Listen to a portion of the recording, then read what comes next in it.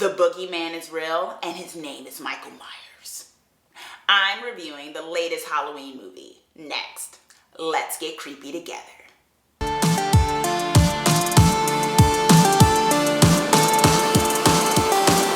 I want to talk about the pros and cons, and I want to talk about one main con that I want to pick when it comes to this franchise that, for me, sometimes it could be a deal breaker, and it might be a deal breaker for you, so stick around for that. Michael Myers has returned 40 years later. If you don't actually follow like all the sequels that happened after the first Michael Myers movie, because this movie doesn't. This is sort of what comic books are bold of them, and I think they actually might have achieved what they set out to do. You guessed it, Michael Myers getting out and returning to his old stomping ground, and of course returning to Jamie Lee Curtis's character of Laurie, and the battle foes, the prey and the predator, and then the predator and the prey. So it's very intense. One of the cool things about this film was the atmosphere and tension. It was a callback. He's killer. You don't know if he's in there in the dark. You don't know where he's going to be, the shape. They totally played that up. It worked, it resonated. You know, we've had many slasher films after Michael Myers first came out. We had some before, but there's something about the first one that kind of set such a strong tone when it came to creating tension and atmosphere without showing a lot. And I think this new movie definitely returned to the form of that. And some new horror movies have done a good job of that, or, you know, reinvented it and made it their own, but not many have come to the caliber of what that first film did when it came to creating that tension of what's in the dark. I really enjoyed the diversity actually in this movie, which is weird, right? Because I thought, and this kind of connects with the fact that they played up the diversity, but they also updated it, right? Like this movie came out, like I think like late 1970s. And if you look at the original one, there wasn't, I don't think there were any like talking people of color in the first one.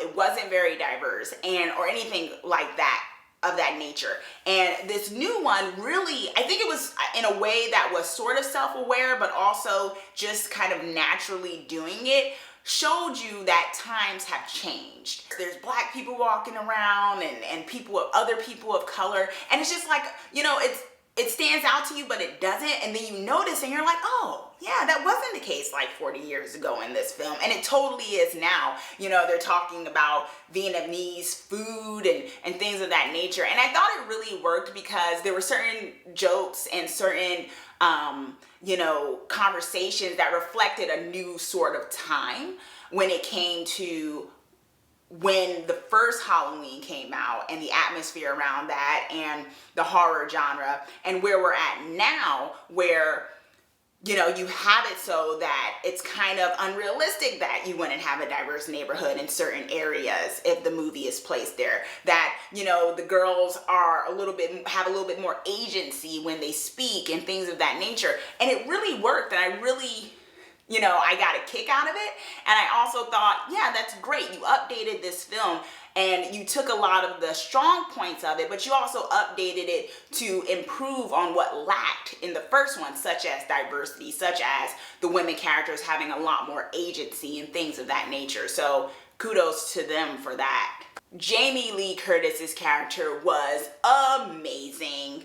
This character, they did such a great job to show sort of, you know, what trauma can do to someone, that it wasn't just something like she's just living her life, but more so where this character has come in the last 40 years and how it's affecting her. And Jamie Lee Curtis did such a great job in such a subtle yet cool way of showing the strength with this character, but showing the vulnerability of what trauma, what a strong, crazy experience like that can do to a person, without making her obnoxious, and also without making her completely broken. For the Laurie character being one of the vocal points of the story, it needed to work, and it did. A large theme in this movie, which I appreciated, was the predator versus the prey, and then the switching of roles with that. And they played that up a lot. I think we saw that that was going to be something of the case when we looked at the trailers. I did a trailer reaction for the Halloween, for the new Halloween not too long ago. And I got that strong sense with the Jamie Lee Curtis's character of Laurie that they were really going to give her this agency to say, I've been waiting for you, Michael. And that works so well because they kind of flip certain things on their heads from what we knew of the first movie in such a smart, but not like, you know, so on the nose way, but in a very smart and realistic way for a slasher horror picture that really worked. And I got a kick out of it. I have to tell you, I just thought that theme of predator versus prey, and then at times the roles being reversed of the hunted versus the hunter, and that role being reversed, it totally worked, and it totally set a different kind of tone in the film of not just the boogeyman, but what happens when you know, try to go toe to toe with the boogeyman, and maybe you're equipped to do so. Okay, so with that, this was not a perfect movie. One major con in particular, like I was telling you, which is I've always had a problem with this franchise when it comes to this con that I want to point out. What is Michael Myers? Let's talk about that for a second. Is he supernatural? Is he a human who's possessed? Is he a supernatural human? Or is he a human who's just really, really evil, has a really evil soul? You and I can debate that, right? I think the franchise needs to make a decision. You need to lean towards something where we can kind of go with it, because if in one moment he's Michael Myers and he's human and you can hurt him, and then the next moment he's doing something that clearly would take superhuman strength, where one moment, you know, he could seem like a human and he could be hurt like one, blah, blah, blah. And then other moments where it's just like, yeah, there's something going on here where this ain't all human.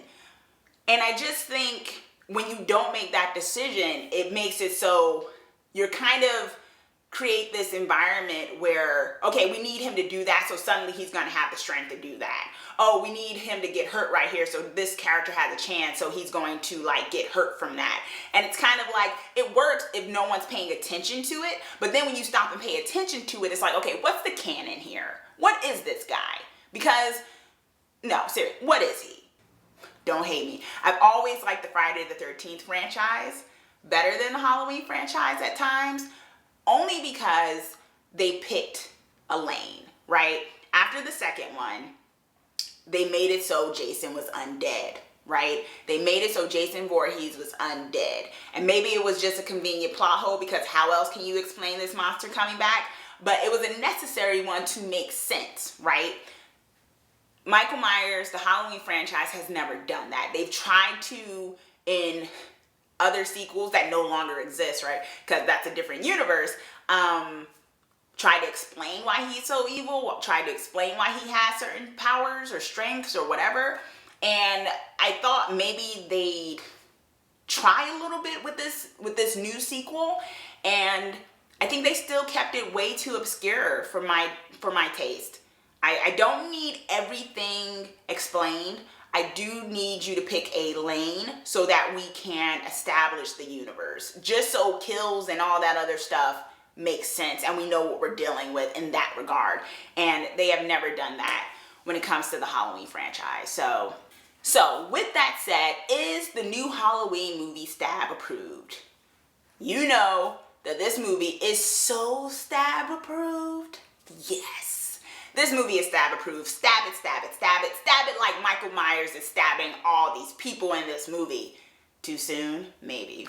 Yes, I thought this was a great time, fun time at the movies. If you're a fan of the franchise, you will like this. If you are new to the franchise, you will love this too. It's a callback to old slasher films, and it also reinvigorates that genre, I think. I think it set a new bar that a lot of ones after it are going to need to step up to that sort of stake and atmosphere of creating fear. Did you watch Halloween? What did you think? Comment down below, let me know your thoughts, and also be sure to subscribe so that you are the first to know when I post my videos of all things horror. Thanks for watching. Let's get creepy together.